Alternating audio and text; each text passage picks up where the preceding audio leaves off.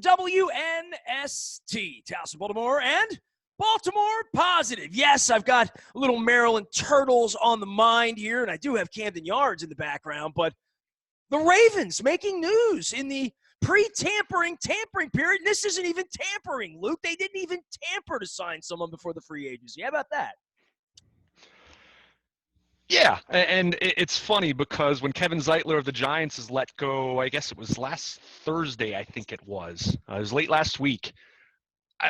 We all do this. I mean, whether we're talking Ravens fans, Pittsburgh fans, the Giants, the 49ers, whoever, there's always that sense of any player that has any cachet, any player that has some name familiarity.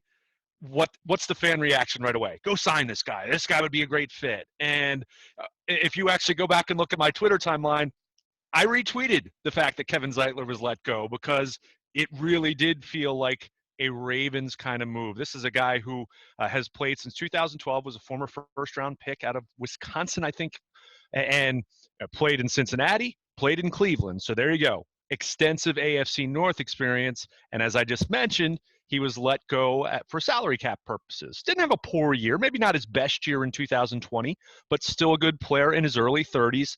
And what's really funny and ironic about this is Kevin Zeitler is probably a guy who would have a couple Pro Bowls to his name had it not been because of guys like Marshall Yanda, for example, just kind of ruling the league at the right guard position. Well, now it took an extra year, but Kevin Zeitler replaces Marshall Yanda, presumably at right guard. He's been a right guard his whole career. I wouldn't see why that would change now. But the Ravens made it very clear at the start of the offseason that they wanted to upgrade the interior part of their offensive line. As much as everyone was focused on wide receiver and edge rusher and other positions that are still needs and still areas they need to address, they very clearly didn't hide from the fact that they wanted their interior offensive line to get better. So you bring in a guy who has been a starter in this league for 9 years, a day one starter as a rookie, and played a lot of right guard, has played right guard, a position that the Ravens, Ben Powers was okay late in the season, but it's a position they struggled. As you would kind of expect, replacing a future Hall of Famer, Yeah, most after not likely struggling Marshall for 15 Yanda. years. So kind of like after Zeitler makes a lot of sense. Doesn't right, exactly, and so it doesn't count against the comp pick formula. It is a 3-year, 3-year deal, $16 million guaranteed. So it's some real money. 3 years, $22.5 million is the initial reporting. We'll see what the nuts and bolts are as we get a little more detail on it. But that's a pretty good, I would say, fair price for a player who maybe isn't, in that top tier of guards anymore, but certainly is still, an above average player, certainly an upgrade for the Ravens and gives them a little more experience. And we've talked about this a lot as far as what's going to happen with Orlando Brown and missing Marshall Yanda from the end of 2019, of course, but gives them a veteran presence on the inside part of that offensive line. And I think for them to try to figure this out, and we'll see what happens with Bozeman. Do they move him to center? Does he stay at left guard? Do they draft a center? Still plenty of moving parts to determine, but you signed Kevin Zeitler before free agency officially opens. You've nailed down a starting part of your offensive line that now you shouldn't have to worry about going into the rest of the offseason. Luke Jones here, talking all things Ravens as we get ready for free agency. We get ready for St. Patrick's Day. We get ready for March Madness, opening days around the corner. But we are talking Ravens football right now. A few things on Zeitler. Let's start with this. We talked, was it a month ago, about whether a wide receiver would want to sign here, would want to be in this offense. Maybe that's true, and I love that Eric DeCosta said, I've never had an agent say somebody doesn't want to play in Baltimore. And we talk so much about Orlando Brown Jr. asking off the purple ship. Here's another example of a guy who's been around the league a little bit and hasn't won, right? Hasn't won. That is that's the kind of formula you want. You want Steve Smith. You want Eric Weddle. You want those guys that are 30, wherever they are, can still play. Matt Burke, Anquan Bolden, guys that can play that are really hungry. And this has been a breeding ground for this. We talk about it every offseason. Doesn't matter who the player. I've just named a bunch of players, but veteran players, when there is cap room, flexibility, whatever, the linebacker that came in and played here, Smith, after Ray Lewis for a minute and a half, right? All of these guys are, Baltimore's a desirable place. And this offense, if you run the football, is desirable. I don't think Kevin Zeitler had to blink over the weekend saying, oh, we're going to be in this kind of offense? Sign me up for that. I still remember the smile on Marshall Yonda's face that I didn't see for 12 years that came along the last year when offensive linemen run the football. They love to run the football, man. Yeah, I mean, and that's kind of the flip side of the argument talking about wide receivers, as you mentioned. I mean, you can certainly question wide receivers, how eager they are to join the Ravens, especially if you're talking a one-year deal, which, you hear more and more people talk with the uncertainty of the cap. I mean, the cap is nearly $20 million less than it was a year ago. You're going to see a lot of one-year deals around the league. I think that's going to be something you see. But normally that would be something where you'd say the Ravens could take advantage at that position. Wide receiver, probably not a one-year deal kind of situation, because this isn't exactly the kind of destination, the kind of offense where your receiver's going to say 1-year pillow contract in Baltimore. Not so much. But on the opposite end of that is you do have a run-first offense that's run for 6,000 yards over the last couple of years, a historic rushing attack, and yeah, offensive linemen, they want to be a part of that. And especially if it comes with winning. I mean, ultimately, you want to get paid. And then if you go into a winning environment on top of that, it makes it even better. So with Kevin Zeitler, who I will say did win some in Cincinnati early in his career. I mean, that was in the midst of the Bengals, 5 straight trips to the playoffs, but never won a playoff game. So wanting to kind of take that next step, having played a couple years in Cleveland where, that was still when the Browns were the Browns and not what we saw last year, which was, a sign of turning the corner. And of course, spent the last 2 years with the Giants where things weren't going so well. So yeah, when you're talking about a guy who's 31, has been going into his 10th NFL season, hasn't tasted a whole lot of success on the field other than the first few years of his career. I think the Ravens are a pretty desirable location. And I mean, certainly they're not, this isn't a bargain signing. This is real money they're giving him. But, when you consider the track record, I think a very fair price for him, considering the market as well. I think for an established starting right guard who's been an above average player for a long time, 3 years, 22.5, 16 guaranteed. I don't think you're going to do much better than that. Certainly, when you're talking about a guy who has been a day one starter and a really good player in this league. And as I mentioned, I think the Ravens value that AFC North experience as well, knowing what the reputation of this division can be as far as playing physical smash mouth football. He is Luke Jones. He is Baltimore Luke as we prepare for all things free agency here this week. And I guess Bart Scott will not be, having his dog jumping Rex Ryan, or they do it differently here, right? So these couple of days and getting up on St. Patrick's Day and green beer and drinking and basketball games on Thursday, the NFL is going to make a mark. And I would think this is one of those weeks where if there's anything that's ever going to happen on, the Russell Wilson or the Deshaun Watson, these huge stories, these huge floating quarterbacks, that this will be a week that some sand gets kicked up. I don't think a deal, but certainly with the draft now in the fully in the dashboard. I mean, we're 1 month out on the draft.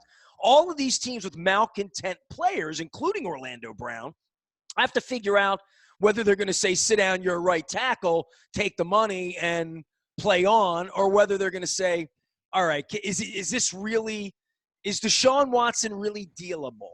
I mean, we found out that Carson Wentz was dealable, right? I mean, I read Andrew Brandt for months saying that salary cap hit for the Eagles is going to be brutal. They found the partner. I don't know that Seattle's looking for a partner.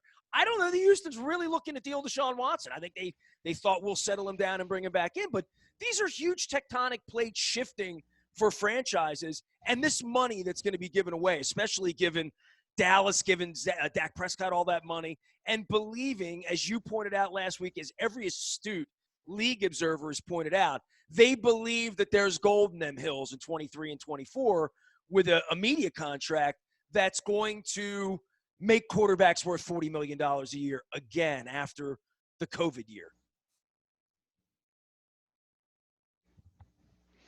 Well, quarterbacks are still worth that. I mean, I think the Dak Prescott deal proves that if there's one position that's going to be, quote, recession-proof, as whatever we're calling this current NFL, at least for 2021 with the cap, it's going to be quarterback, because Dak Prescott did not get a deal that ended up being low ball or less than people thought. He got more than people thought because he had the leverage. And we saw this years ago with Joe Flacco. It wasn't a franchise tag for Flacco, but it was, oh yeah, a historic postseason run and Super Bowl MVP. So we know that the game's about leverage. So I think it's logical to look at the quarterbacks and feel like that's going to set some action in motion.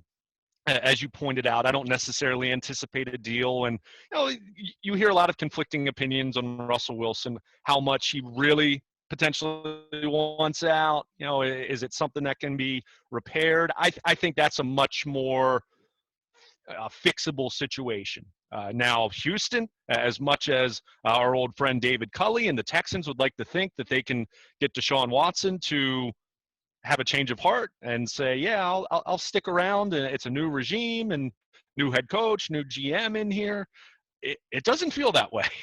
When you, even though Watson himself hasn't done a media tour or anything like that, anyone that has any kind of connection with him makes it very clear that he's done with them. So how much traction do we see this week that could indicate a deal by, say, or right before draft weekend? Who knows? But those are certainly the headlines. And of course, to be remiss not mentioning Drew Brees announcing his retirement, or I guess his kids announcing his retirement on Sunday, which is a pretty cool social media usage there. But I think just in general, this is going to be such a fascinating free agent market because of such a lower cap, because there is uncertainty. As you alluded to, they know the money's going to be there in the future and there's going to be a new TV deal, but how do you get from point A to point B? And how did team owners treat that? As much as, you love having owners like Steve Bisciotti who will spend to the cap every year and cash flow doesn't seem to be an issue. You and I both know there weren't many fans in the stands in 2020. So which owners who are dealing with less revenue than they dealt with in the past, which owners are going to take a long view approach and say, I'll be fine long-term in terms of the revenue brought in, and which owners will take, frankly, more of a Major League Baseball-like approach where they say, hey, the bottom line isn't what it's been in recent years because of what happened. Bengals. So they're going to be, whether it's the Bengals or whoever, there will be teams that cash is going to be a way bigger issue than even a lower cap. I think that's obvious. I don't anticipate the Ravens being in that group, of course, and I certainly don't anticipate that from some of the other top organizations in the league, but that is something to consider, and that's why I think it will be interesting. In fact, I was just talking with another person in the market over the weekend, and we were a little surprised that the Ravens haven't re-signed a couple more of their own. I mean, they did get a deal done with Pernell McPhee late last week. That was one that I think was, you could anticipate that one. That one made sense. But, I really thought when you look at the Ravens free agents, beyond Judon and Ngakoue, I think beyond those two who I expect Judon, to get big money, I don't necessarily expect it to be with the Ravens. I think there's a concession there that he's going to get more money than they're willing to pay. I mean, I don't think it's a case where they've closed the door if the market doesn't materialize for him. But my point is, all their other unrestricted free agents, guys like Derek Wolfe, guys like Anthony Levine, kind of go down the list of their, from their role players to guys that can be starters, or at least, guys that are key rotational players. I think they've allowed a couple more of them to hit the market than they would have. Chris Board, another guy, played a little bit of rotational inside linebacker in the dime, one of their best special teams players. Guys like him, you feel like they have tried to re-sign and keep off the market. But I think with a lower cap, I think there's more of a willingness to say, okay, Chris Board or whoever it might be. And again, maybe they re-sign Chris Board in the next day or two, and we're not even talking about that anymore. But those are the kind of guys that I wonder if Eric DeCosta says, with a lower cap and knowing that teams don't have as much money to spend around the league, I might let that guy hit the market for a couple of days, and he's going to find out, his agent, the phone's not ringing for him. So then they come back to the Ravens and they can get him for an even lower rate than they would normally under normal circumstances would re-sign him to. So, Or you just say so I we're think going you'll to see play a with the lot of that. rookies, So right? I We're going to think draft this somebody in the market, 5th round, and they're going to play special teams, and that's what they're going to do, right? well, I mean, yeah, I mean, they always have that option. But what I'm talking about is for, guys that they want to re-sign that are not the top tier kind of guys. Not talking Kevin Zeitler contracts. Those are guys that I'm wondering if they just say, hey, go out and see what your market is. And chances are you might not have much of a market. So go see. And then we'll revisit this a week from now or 10 days from now or later this month or next month. I think you might see a few more guys like that. Long story short, my point is, as is always the case with the Ravens, but I think it's even more important given this market, given a lower salary cap. I think patience, the teams that are patient, almost always it pays off for them in free agency under normal times. A year like this, where you're talking about a salary cap that's 182.5 million rather than probably 210 million it would have been had there not been COVID-19. I think the teams that are patient and wait this out and kind of endure that first wave where guys are still going to get paid. The top of the market free agents are still going to get big money. They're going to get recession-proof kind of money, so to speak. But beyond that, that's when you get to the second tier and the third tier, where the Ravens typically live anyway. I think you could find even more bargains in those tiers, and I think that's where you're going to see teams that wait it out and don't make a big splash. I think those teams could clean up more than ever this year, given the circumstances. Don't buy the hype from the free agent madness on Wednesday at 4 p.m. Just get some green beer and hang out. I am Nestor. He is Luke Jones. He is Baltimore Luke. You can find him out on Twitter and Instagram and Facebook and all those places, as well as both of us doing all sorts of fun things here into March Madness, getting ready for opening day and still talking football. Last thing on football, and I haven't asked you point blank on this. They're not going to deal Orlando Brown, right? I mean, that's – we've talked so much about that. Honest to God, if that text that you sent courtesy of Coons Ford a little while ago about Kevin Zeitler was Orlando Brown dealt to the Los Angeles Rams for a second and a third, or whatever that thing would be, I would be very shocked if Orlando Brown is dealt. Yeah, I mean, I wouldn't say I'd be shocked, but I think it comes down to this. I don't think the Ravens feel remotely compelled to, quote, accommodate him in the way that maybe they were willing to do with Hayden Hurst last year, as we found out, where they ultimately deal him to Atlanta. I mean, Hayden Hurst was their number 2 tight end, or their number 3, if you really want to think about it that way. So the need for him wasn't what it is for Orlando Brown. And but I think they're going to be very picky. I think, to me, and I've said this from day one, if I'm not getting a first-round pick, to me, it's a non-starter. I mean, I don't want a second and a fourth-round pick for a guy who's a Pro Bowl right tackle for a year where I'm trying to win a Super Bowl. And my window of having a rookie quarterback contract benefiting my roster is closing. Not saying their window closes after this year, but they're going to pay Lamar, and it's going to be tougher to do things roster-wise, across the roster after that. So I find 2021 to be an important year in that sense. I think, again, their competitive window doesn't disappear after this year, but I think it gets way more difficult. So I kind of feel this is a year where I want to be a little more aggressive in terms of maximizing my Super Bowl chances in 2021. So how do you justify that mindset with then dealing your Pro Bowl right tackle on the heels of your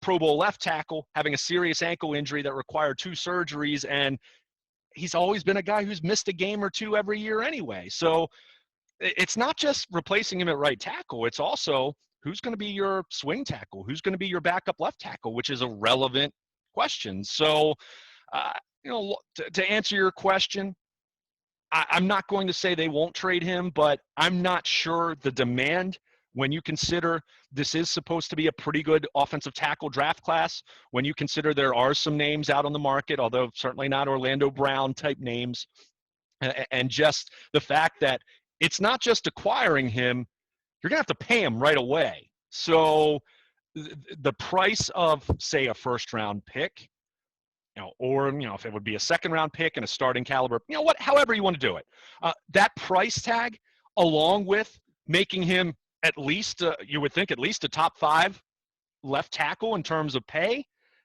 that's a hell of a lot to pay for a guy who played really well at left tackle last year, but I do think as much as we talk about wide receivers and coming to this offense and they're not going to put up the same numbers, I do think there's a fair question, at least, of offensive linemen playing in this offense with Lamar Jackson, where it's 11 on 11 football. It absolutely makes the offensive lineman's job easier. So not to say Orlando Brown's not a good player and won't go elsewhere and play at a high level, but you take all of those factors into account. It's a lot to pay for a guy, especially, as I mentioned, this is a draft that has some good offensive tackles in it. So I don't think the Ravens are saying they won't do it, but I definitely think there's some real skepticism that a team's going to step up and really pay what they're going to ask to ultimately move Well, him. look, on a legacy basis, to drop an Animal House reference, you know, the Ravens went all out to bring him in, put him into the system, got him playing right away, like all of that, right? I find the whole thing to be kind of interesting because the Ravens loved him more than anybody to begin with, and they didn't love him to the third round, right? So, like, Yeah. I don't know that anybody's given their farm up for Orlando Brown to play left tackle for them or right tackle, but certainly not left tackle. I don't know that anybody's given away a $1 and $100 million deal to Orlando Brown and saying, we fixed our team. Perhaps. I think you do have to let go the third round stigma, though. The guy's proven himself. He's played 3 years. He's been a Pro Bowl player for 2 years. He's played at a very high level. Pro Football Focus, I think since he entered the league in 2018, has him as one of the 5 most valuable offensive tackles, left or right, in the NFL. So I think, again, if that's people true, believe in the player. I don't think that's the issue. He's transformational. They'll at least offer a 2 if you know what I mean. You'll at least start the bargaining. I don't know that even happens. Right. I'd trade a second round if I needed a left tackle. I'd trade a second round pick for him. I would do that. To me, it's enticing the Ravens for that. Jacksonville was a team that had kind of been thought that would be a potential fit, and they ended up franchise tagging Cam Robinson, which I think people were very surprised with. So I don't think it's impossible. I think there's a willingness for them to.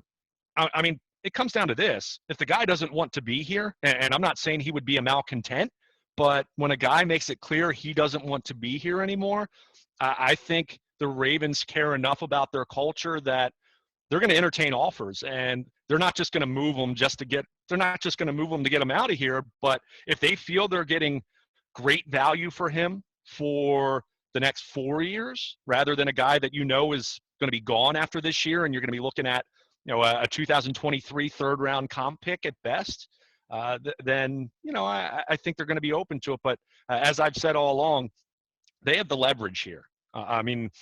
Orlando Brown can say he wants to hold out, and guess what happens? His contract tolls, and he's delaying free agency another year. So it really does come down to, do they get fair value? What they deem, and I don't even think fair value is the term. I think they want surplus value for him. I said from day one when this story broke, I don't think this is a case where the Ravens are willing to make the deal if they feel it's fair for both sides. I think they're willing to make the deal if they win. The other party pays them a little more than they think. Yeah, they want to win this deal. I think this is a win the deal kind of situation rather than both sides feel okay about it.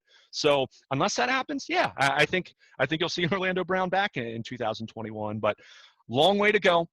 And I will say, as much as you talked about it with the quarterbacks, let's also consider the drafts. And let's say a right tackle that the Ravens love falls into their lap, whether it's the first round, second round, whenever. If they land the guy that they say that they have confidence can be a day one starter, then perhaps they revisit the Orlando Brown situation at that point. But I've said all along, I think it will take a lot. If they do move him, I expect it to be a deal where you say, wow, that team really, really, really liked him, knowing they gave up that draft compensation, and they're going to be paying him most likely, immediately. So I did find it interesting, though, that 2 days after DaCosta and John Harbaugh, I'd say downplayed the trade request in terms of, they certainly didn't make it sound like, oh, we're definitely going to move him. I did find it interesting then that NFL Network had a report with Orlando Brown speaking, and that seemed like to me like a little bit of a ploy to drum up more interest. Maybe his agents thought we need to drum up a little more interest because maybe this isn't going the way we want it to. That felt tactical. That didn't feel coincidental for me. That suddenly he's talking to NFL Network 2 days after DaCosta and Harbaugh spoke to the media. Well, I just thought that was everything's it was kind of tactical interesting about this, right? And yeah. this Sure, of course. again speaks to it is March. And for the first time in our relationship, probably in 12, 13 years we've known each other, we're talking about a player who wants out before a free agency deadline and a draft, and in sort of an absurd way, in a way that we're talking about it as though it's even likely that he'll be dealt. We don't believe that he'll be dealt, and we think it's even – I don't want to say tacky, and it's his money, and it's his creed, whatever he wants. Eric Costas, he envisions himself a left tackle, whatever you want. But it speaks volumes about Orlando Brown that he's the only one we've ever talked about in this way. So it does feel square and round to some degree to say the Ravens don't usually have to discuss people wanting to swim off the Purple Island. That is never a case here. And for it to be the case, I almost think accommodating him may be addition by subtraction in their minds. They haven't had a whole lot of malcontents around here over the years, for the most part. I mean, we began this conversation talking about a guy who's mostly lost most of his career, who now signed here to win. He's coming to America, not trying to leave it. And I just find that a fascinating ideology in the offseason because 25 years of doing this, haven't heard a whole lot of guys that want out of Baltimore since Andre Rison. You know what I mean? Yeah, I mean, it's not unprecedented. I mean, we mentioned Hayden Hurst last year, but that was a playing time thing. I mean, he wasn't playing as much as he wanted to. And, I think asked if the Ravens could accommodate him. And, hey, when Atlanta was willing to give a second-round pick that turns into J.K. Dobbins, it worked out. Now, we could certainly debate they needed to do more to replace him at tight end last year, and we'll see how that works out this offseason as far as how they want their offense to look in 2021. But yeah, I mean, I think your point's interesting. I do think you have to remember this generation of players has grown up watching an NBA where players have taken way more power. And look, the NBA is not the same thing as the NFL, of course, but I think you are starting to see, especially at the quarterback position, and maybe that's the one position that will buck the trend. I already said that's the recession-proof position, but I think you have to remember, though, that these players have seen an NBA in recent years that has empowered players more where they're